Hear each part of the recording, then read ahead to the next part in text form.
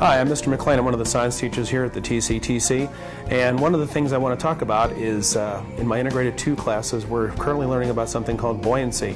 And when you ask most students what buoyancy is, most of them use the word floating, which is partially correct. But as the students have learned, there's different degrees of buoyancy. You can have negative buoyancy, which is when like a submarine dives. You can have positive buoyancy when it comes up, or you can have neutral buoyancy when it stays at the same level. One of the things we did recently was the students were able to do a lab of their own. They brought in a 2-liter empty bottle of pop.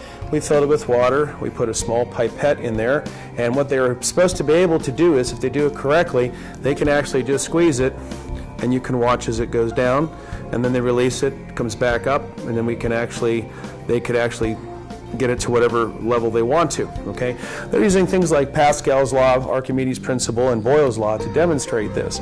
And one of the things that they had the problem with was understanding how those attached themselves to the pipette and made the pipette go up and down. The next thing that we're doing here is we're actually taking some smaller cans of Diet Coke and regular Coke, okay, and the students are actually putting them into a bucket of water, and they're trying to find out which one is heavier and which one is lighter based on the density. And it has to do with buoyancy as well, because buoyancy, of course, is floating, and they're finding out that one can is heavier and the other is lighter. But unfortunately, what really threw them off is they're the same size can. So they had to actually put them on one of these scales here and take the mass and then find the volume, and then they had to find out experimentally if it was going to float or sink.